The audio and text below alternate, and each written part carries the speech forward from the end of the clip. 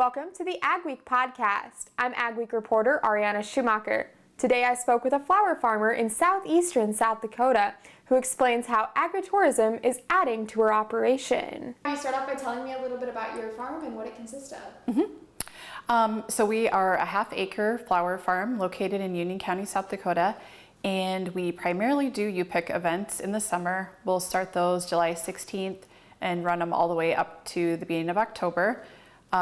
This year we're hoping that the weather will be cooperative and that the flowers will grow and not be stressed by the heat that we've been experiencing, but we are doing our best to get them growing and looking good.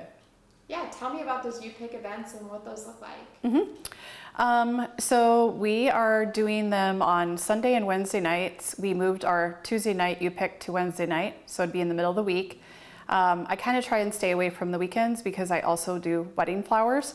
And so it's a little bit stressful for me to try and host a U-Pick event and also do a wedding. So that's kind of the reason for the timing of it. But the Sunday night events are really well attended because we have live music and I usually have a coffee or a cupcake vendor here. So it's really a fun time for people and we've had really good attendance at the U-Pick events. And how long have you been doing these U-Pick events for? Last summer was the main summer that we started it. We're going into season 3 of the flower farm.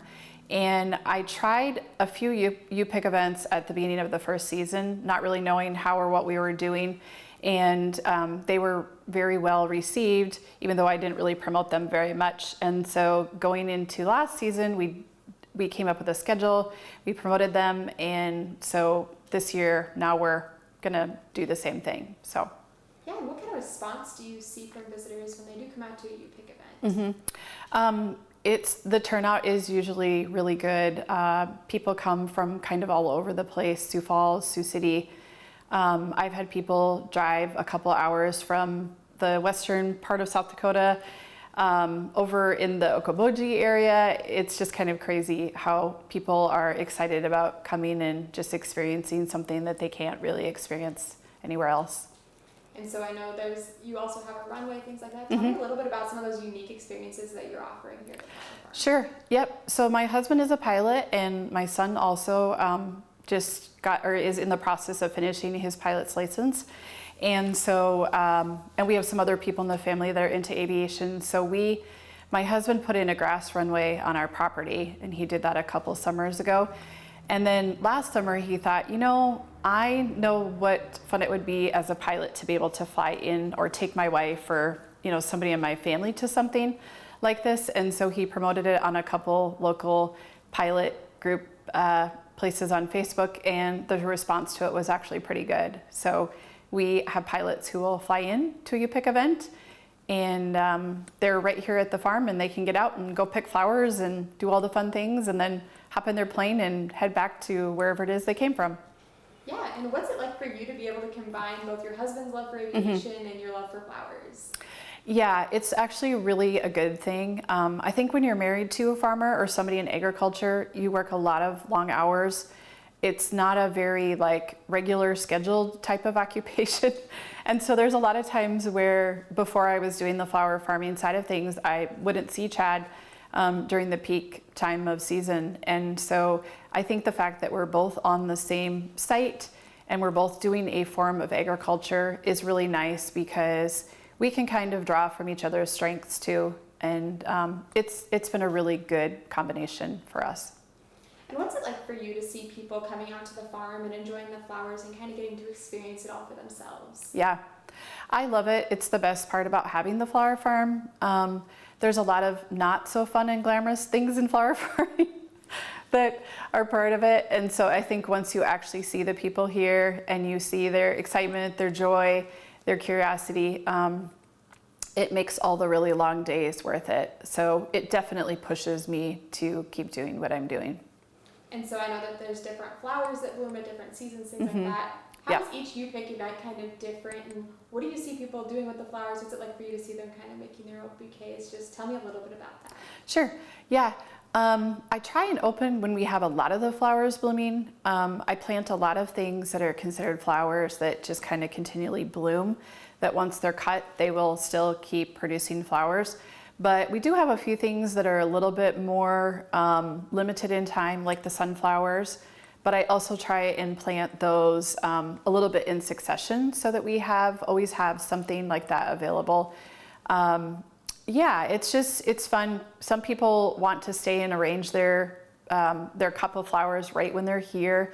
Some people just stuff it full, and I don't know what they do when they go home. They probably make, multiple bouquets, but it's just fun. Everybody has their own style of doing things, and I always walk around, and when people are here for the UPIC events, and talk to them, and sometimes I end up helping somebody arrange their flowers, but for me, that's the fun part of it.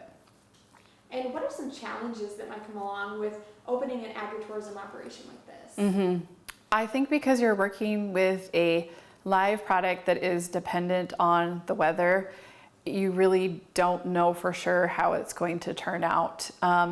This year I thought, I'm positive that some of these flowers that came back last year will come back, and they didn't come back. I don't know if it was because of our winter, but I had not started a few things from seed because I thought, that's going to come back, no problem.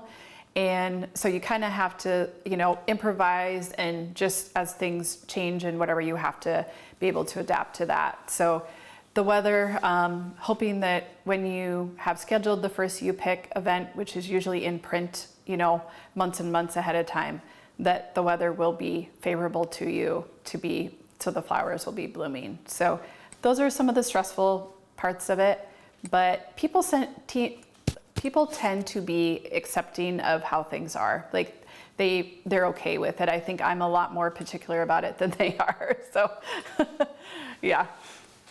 And what are some things that you might be looking at adding to the farm here in the future, some different agritourism opportunities? Mm-hmm. Yeah. So this year we have a sunflower patch, like a separate sunflower patch that we're planting. And originally we were going to plant about a half acre, but we changed it to about a fourth of an acre. And then we actually moved our pumpkin patch up here. So they're all like together. The flowers, I have 6 beds of flowers, and then I'll have a sunflower patch, and our pumpkin patch will be all kind of in the same spot. So that will be kind of nice. And even when the pumpkins aren't ready, people can still see them when they're here picking flowers. So yeah, that's kind of what we're thinking. And then we also are doing kind of a brides and blooms type events here. So if you're getting married, or you want to have a bachelorette party or something like that, you can bring your people here and do like a private event where you can pick flowers and just kind of do that. So we're hoping to be able to host a few events like that. And what's your biggest piece of advice for someone looking to start some sort of agritourism on their operation? I would say do your research. I think it's really important that you look in your local area and see, is somebody already doing what I'm doing? Like, you want to create your own niche. You want to do something different.